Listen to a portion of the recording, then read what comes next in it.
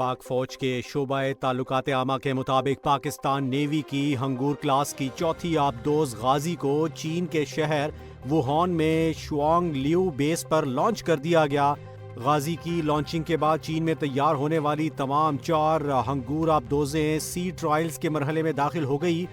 ISPR का कहना है कि पाकिस्तान और चीन के दरमियान 8 हंगूर क्लास आबदोजों का मुआहिदा है, जिनमें से 4 चीन और 4 कराची शिप यार्ड में ट्रांसफर ऑफ टेक्नोलॉजी के तहत तैयार की जाएंगी।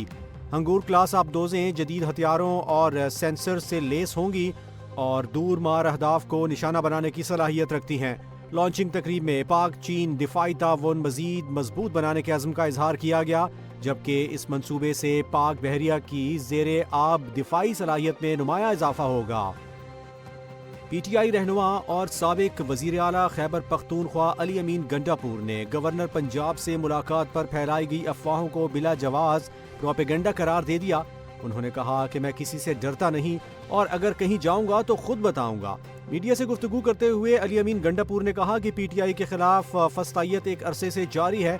इमरान खान नाहक कैद हैं और झूठे मुकदमात का सामना कर रहे हैं। उन्होंने गैर जमहूरी इक़दामात की सख्त अल्फाज में मज़म्मत की और कहा कि आवाम की खिदमत पर तवज्जो दी जाए, प्रोपेगेंडे और ड्रामे नहीं। अली अमीन गंडापुर ने यकीन दिलाया कि वो तहरीक इंसाफ के साथ हमेशा खड़े रहेंगे और सुहेल आफरीदी के दौर में शुरू होने वाले मंसूबे आज भी जारी हैं। पाकिस्तान तहरीक इंसाफ ने इस्लामाबाद बल्दियाती इंतखाबात में भरपूर हिस्सा लेने का ऐलान कर दिया। इस्लामाबाद रीजन के तमाम स्टेक होल्डर्स की मीटिंग सदर आमिर मसूद मुगल की सदारत में हुई, जिसमें मलिक आमिर अली आवान, सेनेटर फौजिया अरशद, शुएब शाहीन, सैयद फरजंद शाह और अली बुखारी समेत दीगर सीनियर रहनुमा शरीक हुए। PTI का कहना है कि हुकूमत की जानिब से बल्दियाती एक्ट में मुतनाज़ तरामीम के बावजूद पार्टी इलेक्शन में हिस्सा लेगी और ज़िले भर में क्लीन स्वीप करने का अज़्म रखती है। सीनियर सूबाई वजीर मरियम औरंगजेब ने कहा है कि पंजाब हुकूमत के बरवक्त और मौसर इक़दामात के बाइस इस साल स्मोक में नुमाया कमी आई है। लाहौर में तकरीब से खिताब करते हुए उन्होंने बताया कि ज़ीरो टॉलरेंस पॉलिसी, फसलों की बाक़ियात जलाने पर पाबंदी, भट्टों में ज़िगज़ैग टेक्नोलॉजी, गाड़ियों की फिटनेस चेकिंग और स्मोक गन्स के इस्तेमाल से मस्बत नताइज सामने आए हैं। ताहम स्मोक के मुकम्मल खात्मे के लिए अवामी ताउन नागुज़ीर है। विफाकी वजीर बराए बोर्ड ऑफ इन्वेस्टमेंट कैसर अहमद शेख से फिनटोपिया चीन के वफ्द ने मुलाकात की, जिसमें पाकिस्तान और चीन के दरमियान सरमायाकारी और डिजिटल ताउन बढ़ाने पर इत्तेफाक किया गया। कैसर अहमद शेख ने कहा कि वज़ीर आज़म शहबाज शरीफ की क़यादत में टेक्नोलॉजी, फिनटेक और डिजिटल फाइनेंस में सरमायाकारी हुकूमत की तरजीह है, जो नौजवानों और छोटे कारोबारों के लिए नए मौक़े पैदा करेगी, जबकि गैर मुल्की सरमायाकारों को हर मुमकिन सहूलत फराहम की जाएगी। मुल्क भर में मैट्रिक के सतह पर 2 नए तालीमी ग्रुप्स टेक्निकल और ज़राअत मुतारिफ कराने की तजवीज़ सामने आ गई है। इस हवाले से IBCC का मशावरती इजलास 23 दिसंबर को इस्लामाबाद में होगा, जिसमें मज़ामीन की गिरोहबंदी, मुतबादिल तालीमी रास्तों, प्री मेडिकल और प्री इंजीनियरिंग में दाखिले की अहलियत, गैर मुल्की असनाद की मसावात और तालीमी इस्लाहात के लिए कौमी वर्किंग ग्रुप्स के क़याम पर गौर किया जाएगा। अडियाला जेल के बाहर अलीमा खान के धरने के मामले पर थाना सदर बैरूनी ने इंसदादी दहशतगर्दी एक्ट के तहत मुकदमा दर्ज कर लिया गया। मुकदमे में अलीमा खान समेत 35 नामजद और 400 नामालूम मुल्जिमान शामिल हैं, जबकि 14 अफराद को मौके से गिरफ्तार करके इंसदादी दहशतगर्दी अदालत में पेश किया गया। मुल्जिमान पर दफा 144 की खिलाफ वर्जी, पुलिस पर हमलों और रियासत के खिलाफ मुजरिमाना साजिश के इल्जामात आयद किए गए हैं। सदर मुमलिकत आसिफ अली जरदारी ने वज़ीर आज़म के मशवरे पर अहम कानून साजी की मंजूरी दे दी। उन्होंने कानूनी शहादत bill 2025, king Hamad university of nursing and associated medical sciences bill 2025 और national commission for minorities rights bill 2025 की तौसीक की। दानिश स्कूल्स अथॉरिटी बिल 2025 को सूबाई मुशावरत के लिए वापस भेज दिया गया।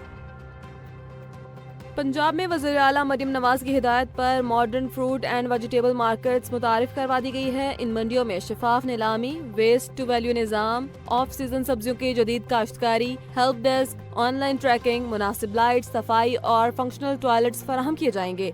इजलास में ऑफ सीजन सब्जियों की फराहमी और प्राइस कंट्रोल मजिस्ट्रेट्स के खिलाफ फौरी कार्रवाई की हिदायत भी की गई है। पंजाब की 188 मंडियों में वाटर फिल्ट्रेशन प्लांट्स बहाल कर दिए गए हैं और दीगर शहरों में भी मॉडर्न मंडियां कायम करने का ऐलान किया गया। وزارت ریلوے کے وفد نے وزیر بحری امور محمد جنید انور چودھری سے ملاقات کی اور پورٹ قاسم سے خوردنی تیل کی ریلوے ترسیل پر بات کی۔ وزیر بحری امور نے کہا کہ پورٹ قاسم میں ریلوے اسٹیشن اور جدید سٹوریج سہولیات قائم کی جائیں گی۔ اس منصوبے سے کراچی میں ٹریفک کا دباؤ کم ہوگا، لاگت اور وقت میں بھی بچت ہوگی اور سالانہ 1 لاکھ ٹن خوردنی تیل سڑک کے بجائے ریلوے کے ذریعے منتقل کیا جائے گا۔